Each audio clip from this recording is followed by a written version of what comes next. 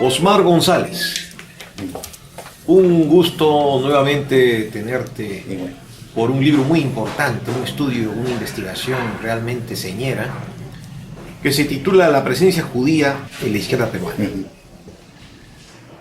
Tú mismo recuerdas, en el prólogo, que Froles Galindo fue el primero en describir los vínculos de los judíos con Mariátegui. Pero tu libro tiene el invalorable mérito de rescatar para la historia de las ideas y el debate ideológico del Perú la participación de la comunidad judía en la izquierda peruana. ¿Acaso cree usted que está demostrada la no incompatibilidad entre la cultura judía y el socialismo? ¿Y hay espacio para una derrota del sionismo en el propio Israel actual? Muchas gracias, Gustavo, por la entrevista. Mira, el interés del libro fue, como tú dices, ubicar la presencia judía, sobre todo en el terreno de las ideas. Porque observo, que cuando se ha tratado a algunos grupos diferenciados, se les ha tratado de una manera como aparte, excluyente, y no integrados en la tradición del debate intelectual nacional. Entonces, el primer objetivo era incorporar los debates que miembros de la comunidad judía procesaban sobre determinados temas que eran comunes, en este caso a la izquierda, ¿no? La revolución, la paz, el cambio. Ese fue el sentido. En esa medida incorporé sus reflexiones muy ricas desde el tiempo de Mariátegui, porque creo que es una forma de renovar y alimentar el propio bagaje intelectual e ideológico de la izquierda peruana. En ese sentido, como tú dices, no hay incompatibilidad, porque en la medida que reflexionemos sobre la cultura, las ideas, que es al final de cuentas reflexionar sobre el ser humano, vamos a no solamente a vencer y derrotar el sionismo en este caso, sino a toda expresión intelectual, ideológica y política sectaria, radical, extremista. Entonces, en mi modo de ver la cultura, las ideas, el debate, en la medida que toca lo central del ser humano, que es la capacidad de repensar, de representar su mundo, incluye y respeta la diversidad y la tolera, convive con ella y es capaz de ser el mejor antídoto a los extremismos que atentan a sí mismo contra la vida humana en general, ¿no? Y ahí ubicaría el tema del sionismo, ¿no? Efectivamente. También se incide en la obra en que no existe incompatibilidad entre nacionalismo y universalismo. Claro, algunos neoliberales piensan que el universalismo, el cosmopolitismo elimina lo nacional, lo local, pero no se puede amar lo grande, lo amplio, si no ama uno primero lo propio. Entonces, Martha Nussbaum, por ejemplo, habla que el amor a lo más próximo es el primer paso para ampliar el amor hacia la humanidad toda, ¿no? Isaiah Berlin, por ejemplo, en una entrevista, Isaiah Berlin es un intelectual liberal, ¿no? Muy importante, nadie la va a acusar de otra cosa, señalaba de que hay nacionalismo bueno y nacionalismo malo, por ejemplo. El nacionalismo malo es aquel nacionalismo que cree que su cultura es lo mejor, y no solamente es lo mejor, sino que tiene como misión imponérselas a otras culturas. Pero el nacionalismo bueno es aquel que sabe de su cultura, se siente orgulloso de ella y quiere compartirla con el resto. Entonces, entre el amor a lo local y a lo universal son dos momentos de un mismo sentimiento, no son excluyentes ni contrapuestos. Entonces, en ese sentido, el tema de los judíos, si bien tiene una particularidad que se respeta, es perfectamente comunicable al resto de la humanidad. Cierto. En su primer capítulo, Se trata de los primeros vínculos de Mariátegui con los judíos. Corre el año 1929, tramo final del gobierno de Leguía, y este emprende el allanamiento de la casa de Mariátegui, junto a otras 30 casas habitadas por judíos, y efectúa 180 prisiones. Considera que esta persecución antisemita fue motivada por las empresas norteamericanas, alarmadas ante las protestas obreras, y así presionan a Leguía para armar una conspiración comunista entre ciertos judíos y Mariátegui. A ver, es interesante la pregunta. La verdad que yo no encontré evidencias de lo que sostienes, pero sí es una hipótesis muy probable. Es el tiempo, sabemos que Leguía es el que abre las puertas al capital norteamericano.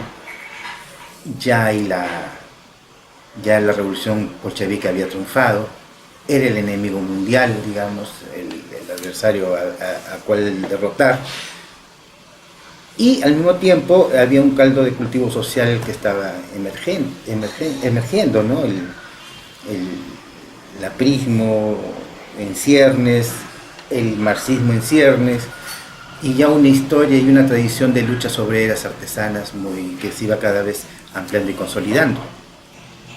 Y eso sí, y había también, sobre todo esto, había un sentimiento que iba creciendo antiimperialista, ¿no? Y en ese sentido, es muy válida la hipótesis que presentas, que el capital norteamericano necesitaba una paz social que le asegurara que su inversión les redituara. Y lo que tampoco de eso no tengo claro, si la persecución a los judíos fue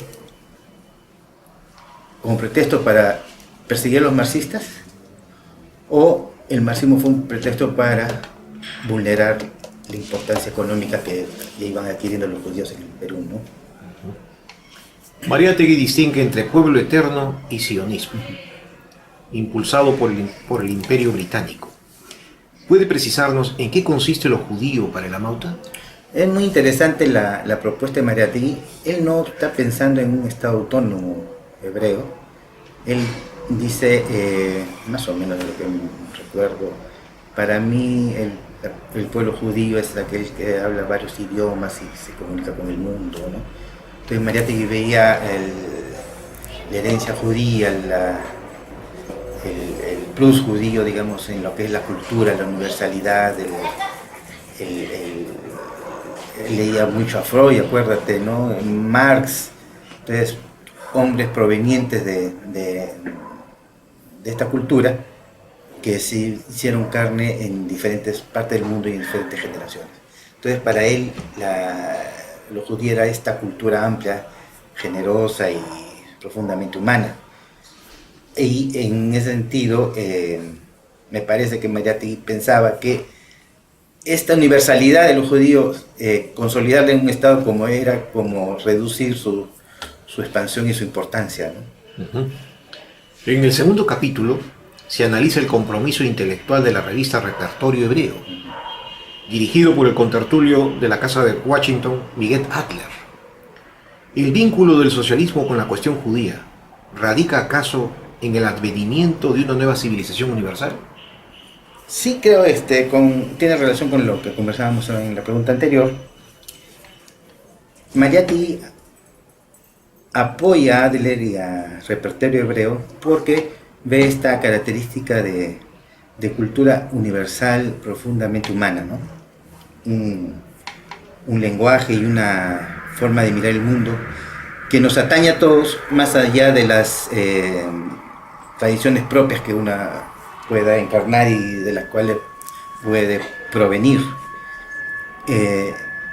Si uno lee Repertorio Hebreo y compara con Amautas, yo diría que el Repertorio Hebreo es un hijo menor de Amauta.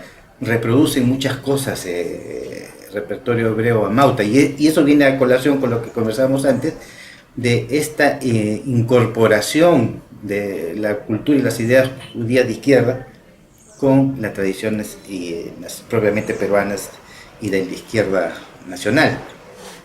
las ideas que están en el repertorio hebreo de alguna manera también están en el Mauta, ¿no? Y hay un estilo y una época que se sintetiza en ambas publicaciones, ¿no?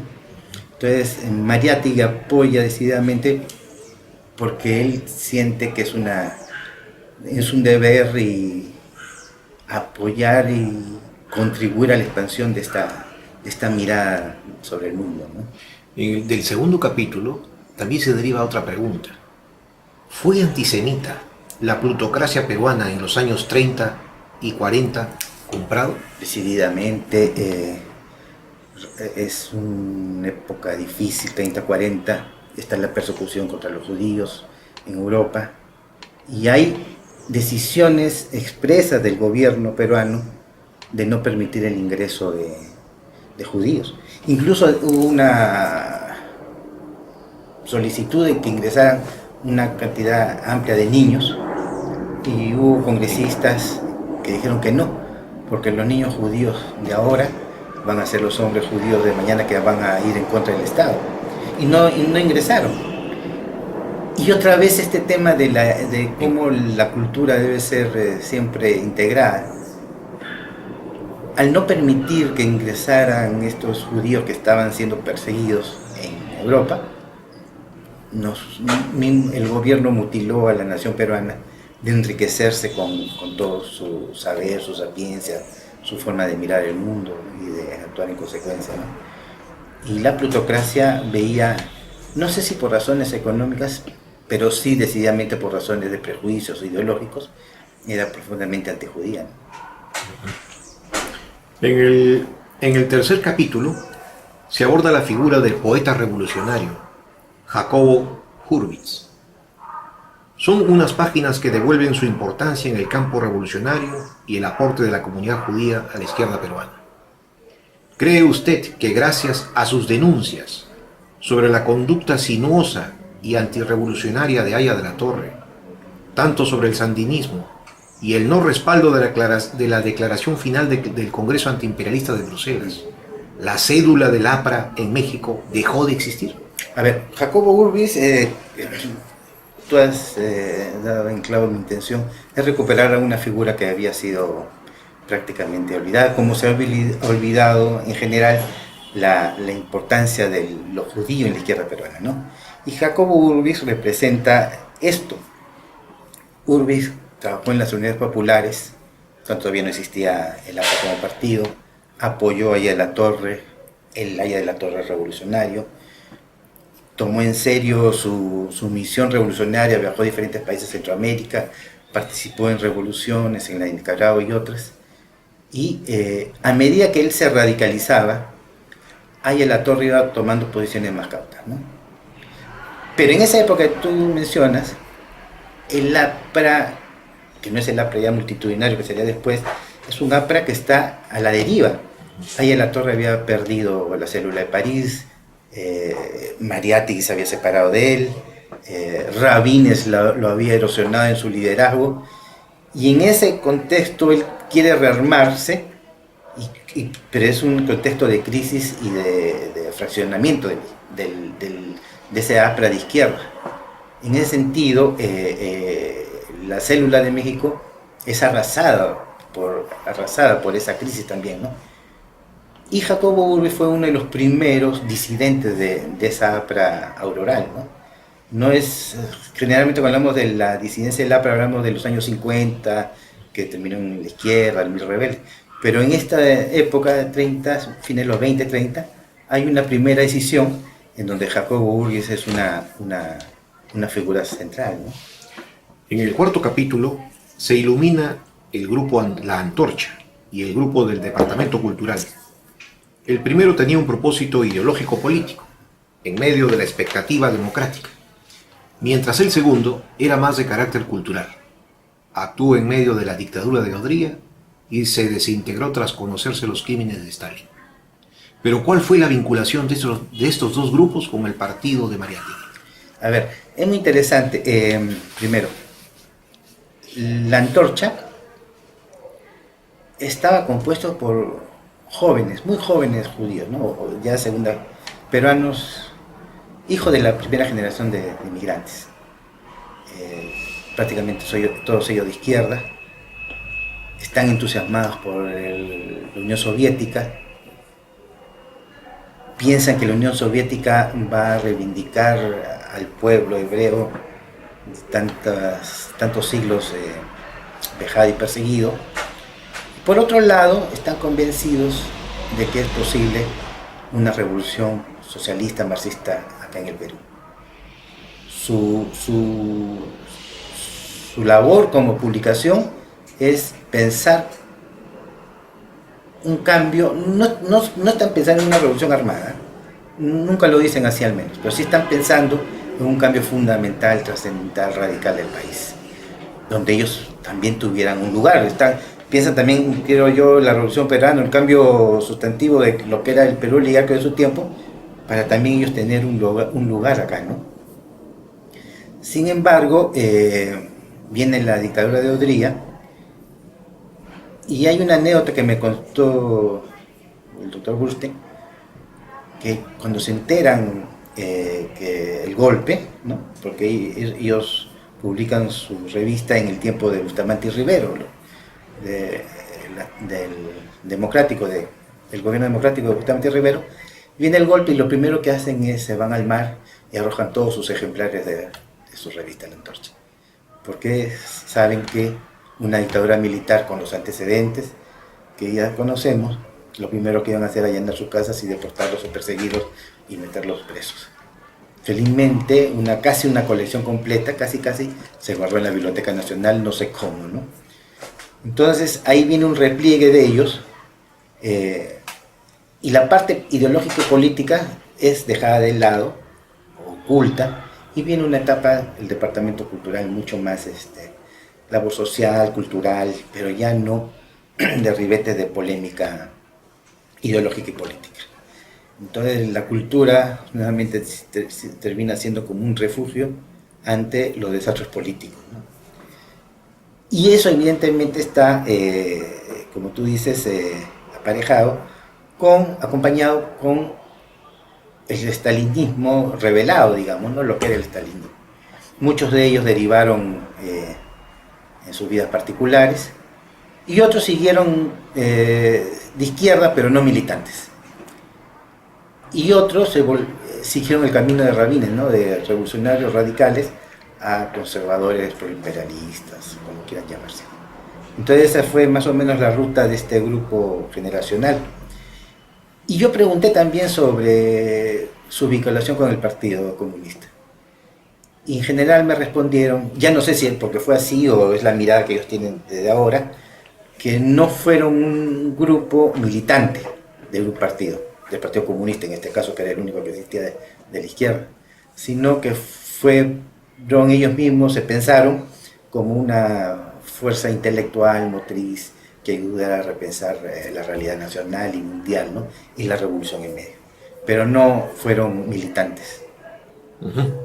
En el capítulo final se titula Después del desencanto. Y efectivamente, después del desencanto stalinista, Feldman se volvió anticomunista.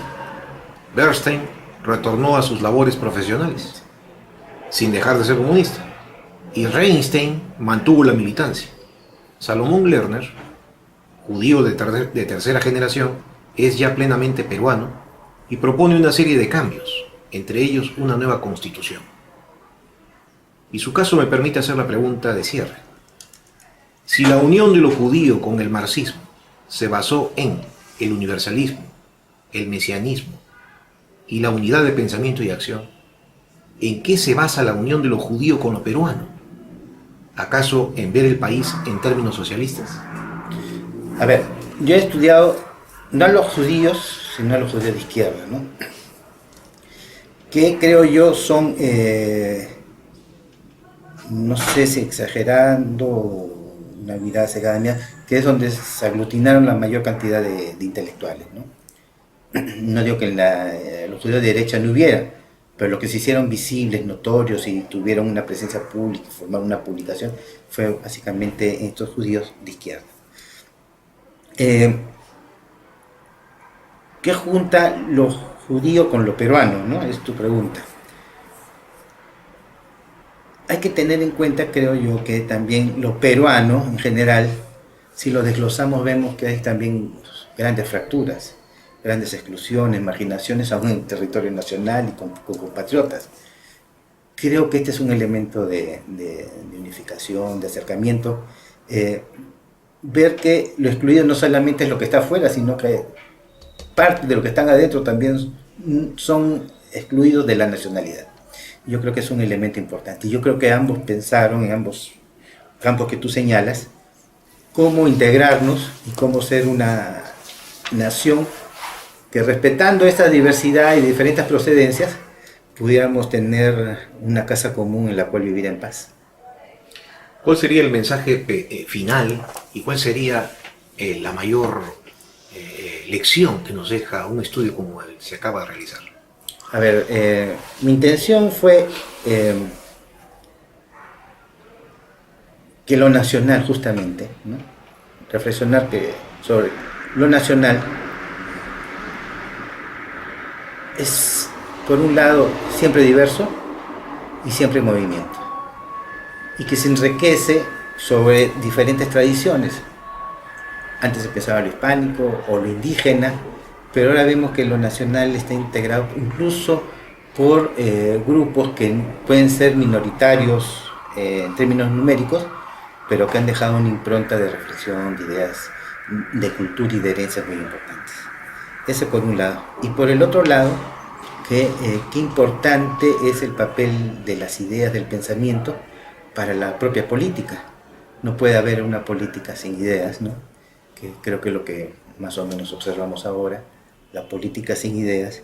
Y por el otro lado, los intelectuales que no encuentran una política en donde desarrollarse, ¿no?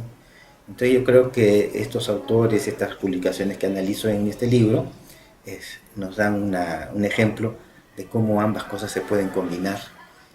Y que si un Estado no tiene como propósito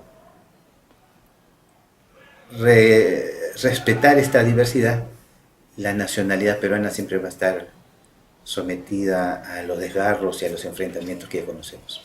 Osmar González, muy agradecido por esta gentil entrevista. Te gustaba mucho esto.